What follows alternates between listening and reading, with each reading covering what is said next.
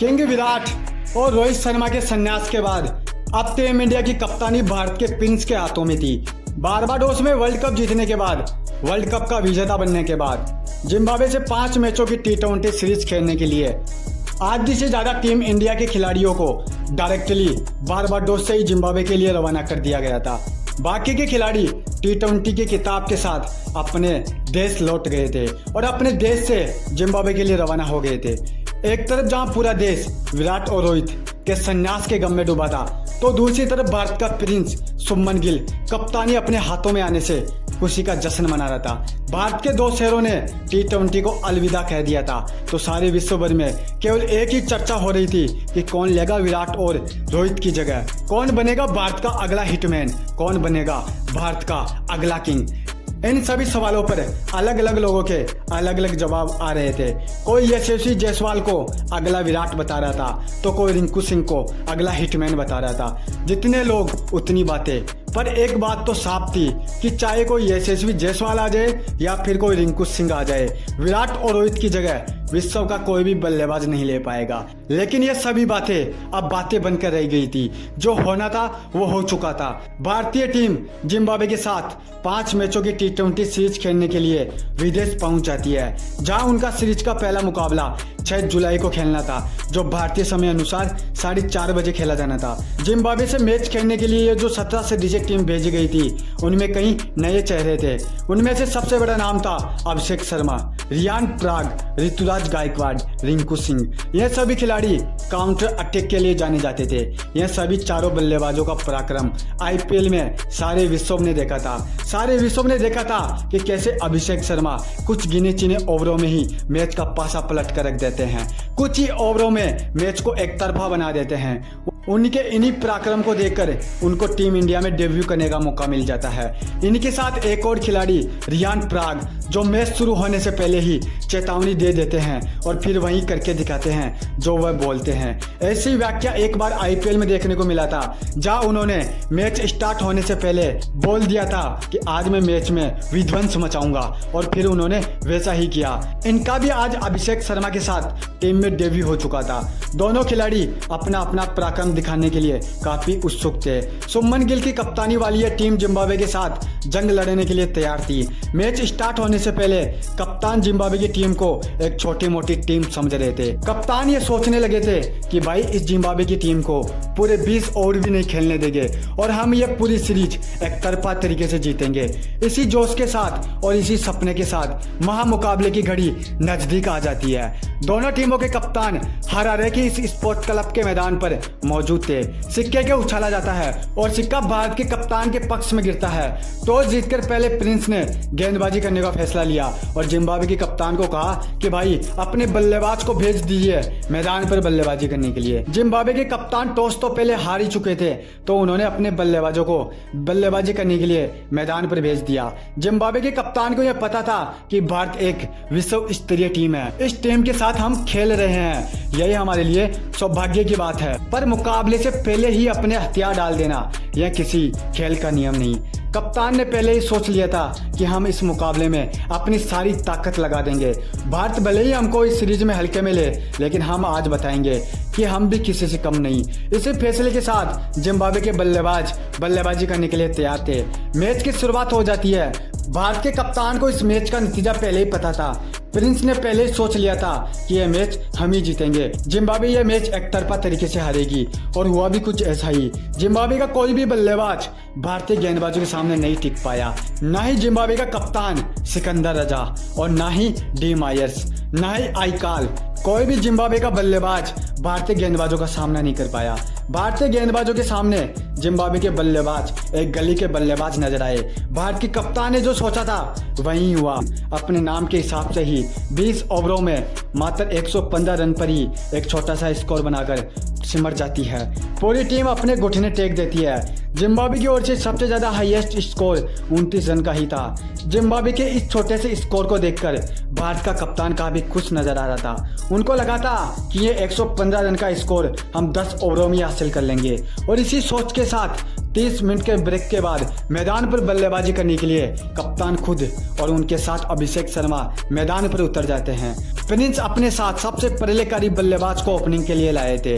वह प्रलयकारी बल्लेबाज जो इस मैच को 10 ओवरों में नहीं 5 ओवरों में ही खत्म करने की क्षमता रखता है। इस बल्लेबाज का काउंटर अटैक आईपीएल में पूरी दुनिया ने देख लिया था और आज भी कुछ ऐसा ही होने वाला था। कप्तान के साथ अभिषेक शर्मा अपनी विस्फोटक पारी का आगाज करने के लिए तैयार थे, अपने डेब्यू को यादगार बनाने के लिए तैयार थे। भारत को जीत के लिए 120 गेंदों में मात्र 115 रन की ही जरूरत थी और इन्हीं 115 रन का पीछा करने के लिए दूसरी पारी की शुरुआत हो जाती है। और शुरुआत ऐसी होती है कि किसी भी 140 करोड़ हिंदुस्तानियों ने नहीं सोचा होगा, किसी भी भारतीय फैंस ने अपने सपने में भी ये कल्पना नहीं की होगी कि आज मैदान पर ऐसा तूफान आएगा। तूफान किसका आएगा ये जान लीजिए। तूफान भारतीय बल्लेबाजों का नहीं, जिम्बाब्वे के गेंदबाजों का। पहले अभिषेक शर्मा, वह अभिषेक शर्मा जिसको मैच स्टार्ट होने से पहले ही लोग भारत का आने वाला अगला बादशाह मान चुके थे। लोग ये बातें कर रहे थे कि यह अकेला खिलाड़ी ही पूरी जिम्बाब्वे की टीम को ले बैठेगा, लेकिन वह खिलाड़ी अपना छोटा सा मुंह लेकर पवेलियन में बैठकर अपने डेब्यू मैच में 0 रन पर आउट होने का अपने ऊपर एक कलंक लगा चुका था। अभिषेक शर्मा के बाद भारत के किंग की जगह लेने वाला, नंबर 3 की जगह लेने वाला बल्लेबाज ऋतुराज गायकवाड़ आउट होने वाला दूसरा बल्लेबाज बन गया था। ऋतुराज गायकवाड़ भी आउट होकर अभिषेक शर्मा के पास वाली सीट पर जाकर बैठ जाते हैं। उनके बाद राजस्थान रॉयल की ओर से खेलने वाला वह बल्लेबाज जिसने तो भाई अपने बयान की सारी हदें ही पार कर दी थी। जब भारत वर्ल्ड कप के लिए अपनी जंग लड़ रहा था तब रियान पराग से पूछा गया कि भाई भारत वर्ल्ड कप जीतेगा या नहीं। तब रियान पराग ने जो जवाब दिया, जो बयान दिया, उसको सुनकर तो सारा क्रिकेट जगत हिल गया था। रियान पराग ने कहा कि मैं भाई किसी भी टीम को सपोर्ट नहीं कर रहा हूँ, जिस दिन मेरा टीम इंडिया में सिलेक्शन हो जाएगा उस दिन मैं पूरी तरीके से हिंदुस्तानी बन जाऊंगा, पूरी तरीके से टीम इंडिया का बन जाऊंगा। यह बयान था एक हिंदुस्तान के खिलाड़ी का, लेकिन कोई ना, जो बोल दिया सो बोल दिया। उनका डेब्यू हो चुका था टीम इंडिया में, लेकिन उनका स्वागत कुछ इस प्रकार से हुआ कि खुद रियान पराग ने भी अपने सपने में भी नहीं सोचा होगा। 3 गेंदों में 2 रन, यह था रियान पराग का डेब्यू। भारत के 3 सबसे खतरनाक विस्फोटक बल्लेबाज आउट होकर पवेलियन में अपने हार का तमाशा देख रहे थे।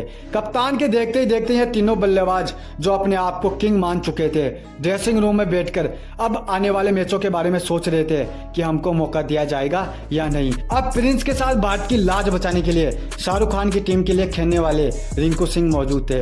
वह रिंकू सिंह जिन्होंने 1 ओवर में 5 छक्के लगाकर पूरी दुनिया को अपना पराक्रम दिखाया था। आईपीएल में अपनी धांसू बल्लेबाजी से पूरी दुनिया को यह बताया था कि मैं जल्द ही टीम इंडिया में डेब्यू करने वाला हूं, टीम इंडिया के दरवाजों को दस्तक देने वाला हूं। और उनका भी डेब्यू बहुत खतरनाक तरीके से हुआ, जिसको देखकर पूरी दुनिया ने कहा कि वाह रे रिंकू सिंह वाह, तुम केवल आईपीएल में खेलते हुए अच्छे लगते हो। भारत में खेलने के लिए दिल और दिमाग और जिगर तीनों चीजों की जरूरत होती है। रिंकू सिंह भी 2 गेंदों में 0 रन बनाकर उन्हीं तीनों के पास जाकर बैठ जाते हैं, जिनका भी स्वागत कुछ वैसा ही हुआ था जिनका आपका हुआ है।